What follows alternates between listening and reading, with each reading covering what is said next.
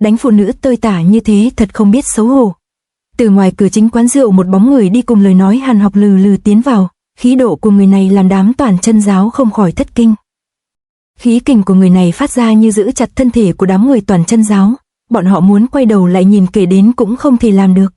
Ôi trội ôi, sát khí mạnh quá trời, người đến này làm cho Khưu Sứ Cơ tu vị không phải là thấp cũng cảm thấy kinh sợ, mà không sợ sao cho được cơ chứ, vì ông ta chính là Đông Tà Hoàng Dược Sư. Vừa vào tới cửa, Hoàng lão tả đã cất tiếng hỏi Âu Dương Phong.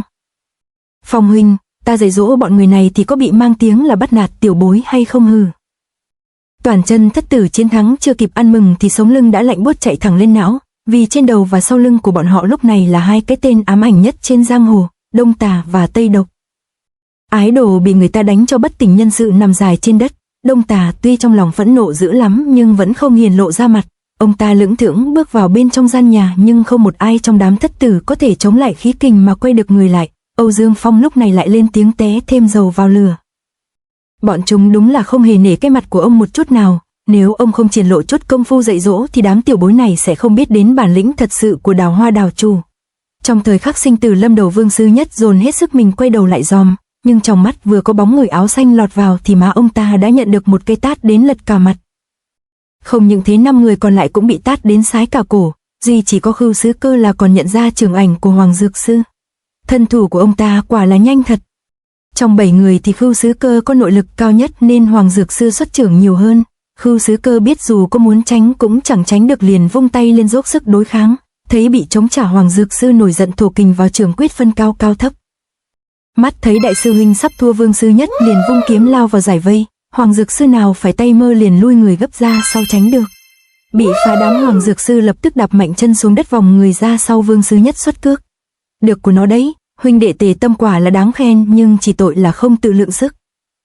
Vừa nói lời mỉa mai, Hoàng Dược Sư vừa tận tình tung một cước nặng vào bả vai của Vương Sư Nhất. Hà hà, Vương Trùng Dương đúng là có mắt không tròng, hồ đồ thâu nhận một đám đồ đệ vô dụng. Thấy đám toàn chân thất tử này bản lĩnh nông cạn không như lời đồn, làm Hoàng Dược Sư cảm thấy nực cười. Con gái Diệu Hoàng Dung trong mật thất thấy cha mình triển lộ thần uy hết sức uy tín thì đã con mắt lắm luôn. Vừa rồi các ngươi làm nhục Mai sư tỷ nên giờ phải chịu sự trừng phạt này là đáng con nhà bà đời lắm. Khưu Sứ Cơ vừa thoát khỏi tay Hoàng Dược Sư đã vội vàng ra hiệu bố trận ngay. 5 anh em còn đứng trên đất biết việc không thể chậm trễ liền y lệnh làm theo. 2 đại tông sư cũng là đại địch thì đám thất tử không dám khinh suất. Nháy mắt bọn họ đã bày ra thế trận thất tinh thiên giới. Trần thế này chưa biết có ra chi không, nhưng chỉ nhìn cách bài trí là thấy đã mắt người xem rồi. Thất kiếm triển khai tạo ra kiếm khí như cầu vồng sau mưa. Khí kình hùng hậu của Lục Từ hộ tống Vương Sư Nhất chĩa kiếm lao lên trước tiên, mũi kiếm nhọn hoắt chỉ thẳng Hoàng Dược Sư mà tới. Hoàng Dược Sư nãy giờ không động là xem bọn thất tử này xếp hình, giờ thấy bọn họ xuất thủ thì thấy cũng thường. Ông ta dùng mũi chân hất một bình rượu gần đó lên xà nhà.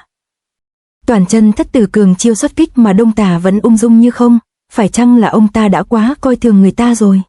Không phải vì khi bình rượu đụng phải xà nhà vỡ ra làm rượu trong bình chảy xuống thì cũng là lúc ông ta xuất động một chiêu vô cùng quán tuyệt, đó chính là đạn chỉ thần công. Đạn chỉ thần công mỗi lần xuất ra đều làm cho người trên giang hồ khiếp hãi. Không biết lần này áp dụng lên đám đạo sĩ thối này thì có nên cơm cháo gì không? Giọt rượu đầu tiên vừa rơi xuống, Hoàng lão tà liền vung chỉ búng đi, thấy thủ pháp của Hoàng Dược Sư thi triển, Vương Sư Nhất lập tức la hoảng. Vừa la làng, Vương Sư Nhất vừa thu kiếm về chuyển công sang thủ, kiếm thu về vừa may đỡ được giọt rượu tình nghĩa đầu tiên, nhưng nội kình được Hoàng Dược Sư quán trong giọt rượu này đúng là bá đạo, nó bẻ cong kiếm của Vương Sư Nhất như muốn gãy, và còn đây ông ta ngã vào lòng của sư huynh Khưu Sứ Cơ. Hoàng Dược Sư thấy rượu rơi xuống sợ phí liền búng tay liên tục mời đám toàn chân thất tử sơi, đám thất tử không dám lơ là đều giơ kiếm lên đỡ lấy, kình lực bá đạo bức tháp người lung lay muốn đổ.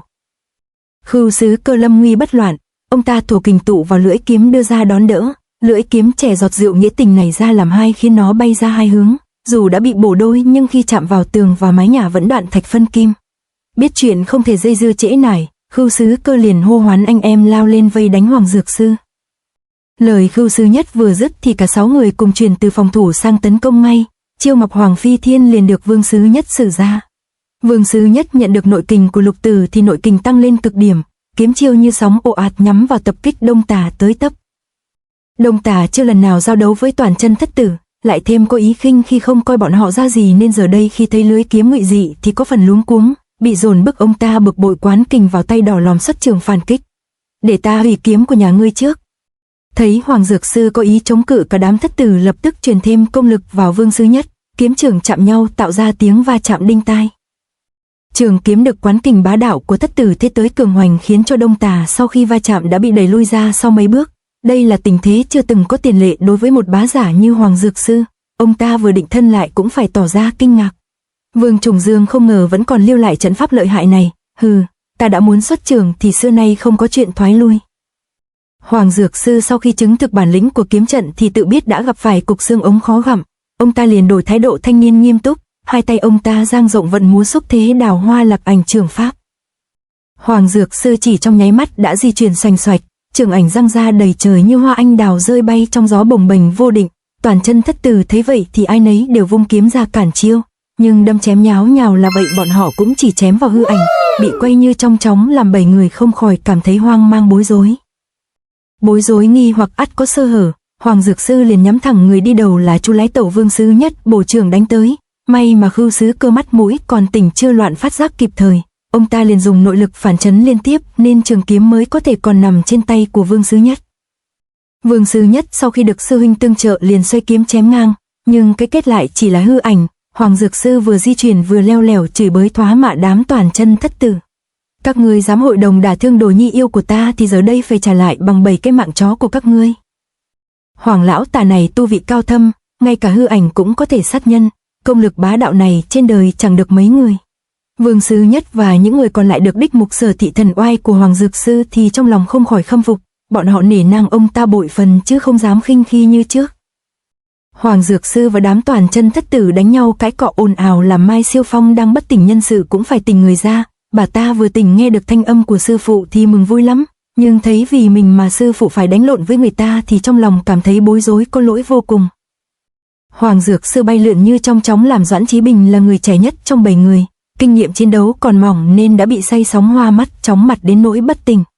Toàn chân thất tử bố trận nội lực tương hỗ giao thể kết hợp tạo ra phong tuyến mật khít, uy lực cũng vì thế mà tăng lên gấp cả trăm lần khiến Hoàng Dược Sư nhất thời chưa thể hóa giải.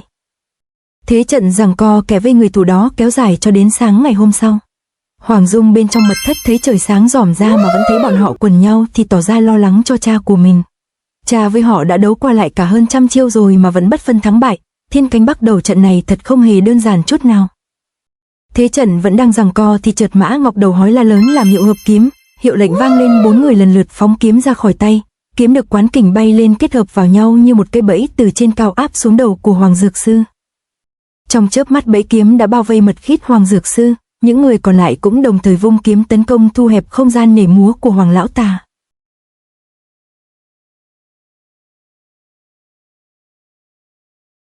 To be continued.